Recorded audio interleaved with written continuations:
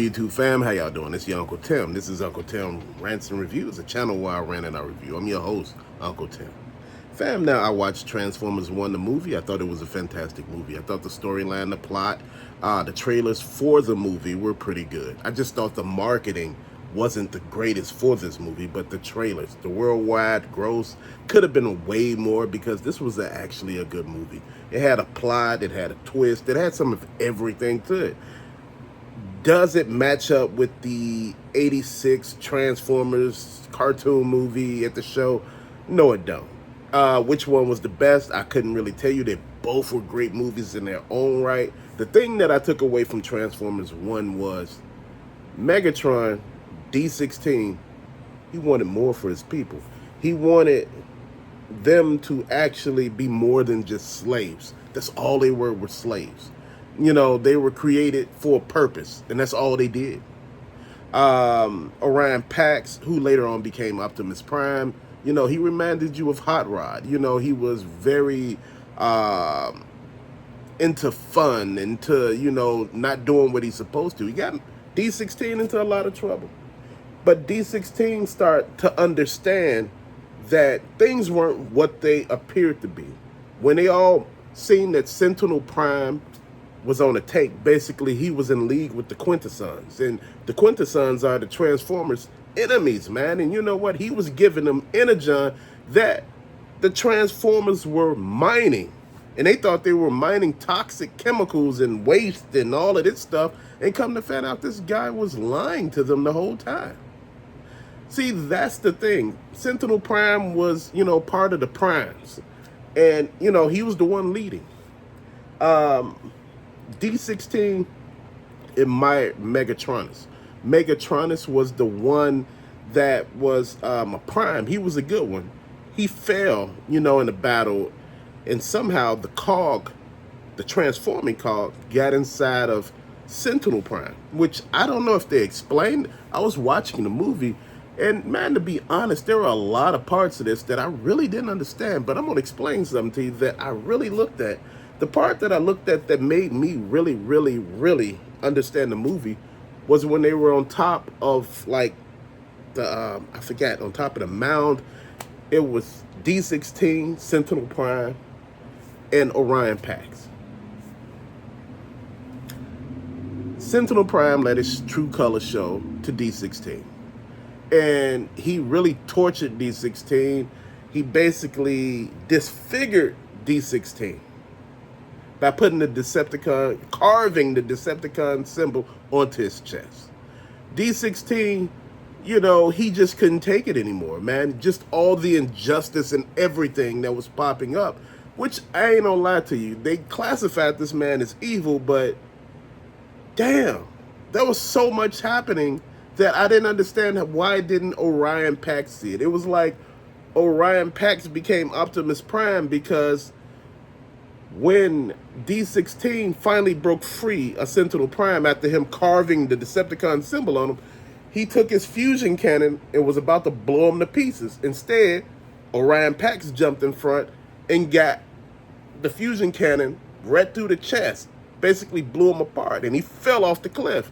D16 jumped and saved him and said, why? And he told him no.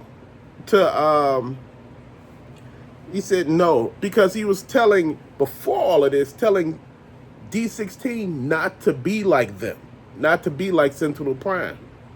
And, you know, it kept messing with D16 because he like, we're nothing alike, but this guy is doing so much wrong. And he was. But, you know, any old way, D16 caught Optimus Prime. And after, he caught Orion Pax. And after Orion Pax said what he did, Megatron let him go. At that particular time, Megatron was born. He said, I'm tired of saving you. And to be honest, he was saving him throughout the whole damn movie, bro. I'm like, man, you know, I'm like, damn, you know, it wasn't what I expected. This was a buddy movie at first. This was a friendship.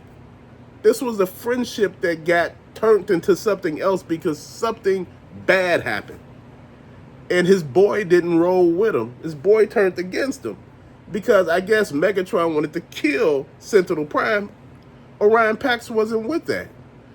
But Sentinel Prime was basically destroying the Transformers.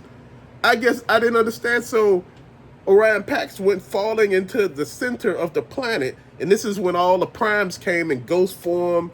Alpha Trion. We're gonna make you the new Optimus Prime in so many words. Rise, Optimus Prime, and gave him the leadership of Matrix. Didn't say it like that, but he took it and put it in. Did everything about him looked like Optimus Prime. He went flying through the center of the planet, and he landed on the top like he was Iron Man, right? Right, and they like. Alita 1 and Bumblebee looking like, oh, wow, and he, the leadership makes him be able to, the matrix of leadership make him able to transform.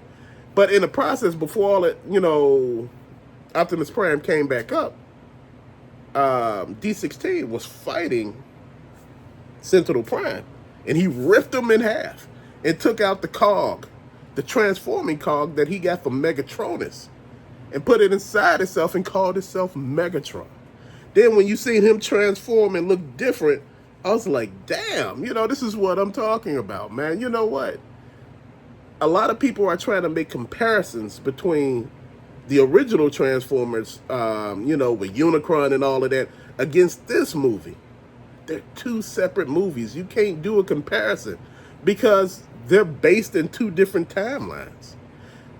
Two different alternate realities, because Generation 1 Transformers, later on Generation 2 and Generation 3.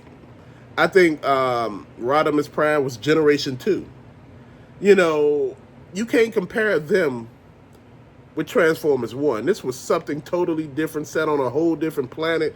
Just everything else, man. It was just fun to watch. But I felt sad at the end that I was like, man, a friendship ended because something negative happened, man. And it was Optimus later on kicked Megatron off the planet and every damn thing else. And I'm like, oh, dude. So it kind of mirrored the Transformers, the movie from back in the 80s. It kind of mirrored that in a minute. How everything happened, man. It was just an amazing ride. This is something that I talk to people about and be like, these are things that you should watch sometimes and pay attention to.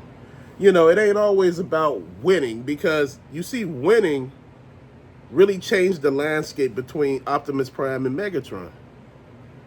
Megatron wanted more for the people. Optimus Prime was okay with the status quo.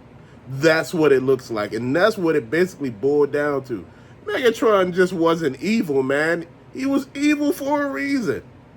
Dude, there was so much injustice. I'm like, how do Optimus not see this? Like, well, he turned bad, no. It was just what it was, man. They like, shit, it's over.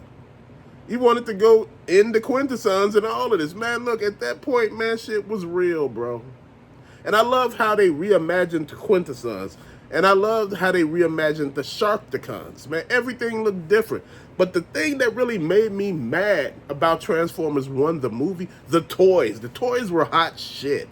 It's like they didn't really understand that you could have made this a whole lot better. The toys be a whole lot better. It could have been reimagined a whole lot better. The trailers for the movie, they didn't do the movie actually justice, man. It's like they picked the worst trailers they could to promote the movie. Like I said, the marketing really threw everything off, man.